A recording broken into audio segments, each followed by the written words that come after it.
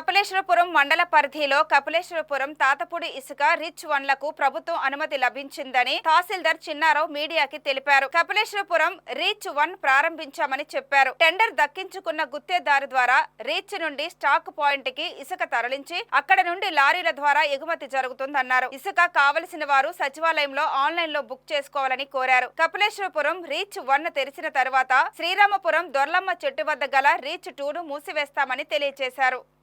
Kapileswaram one reach సంబంధించి Mithila group of industries వాళ్ళు తీసుకున్నారండి. దీనికి దత్తప్రసాద్ గారు అనే కాంట్రాక్టర్. అదేవిధంగా మందపల్లి వైపు కూడా ఈ మిథిల ఇండస్ట్రీస్ వాళ్ళకి వచ్చిందండి, ఇన్ఫ్రాస్ట్రక్చర్ వాళ్ళకి. అదేవిధంగా తాతపూడి వచ్చినానికి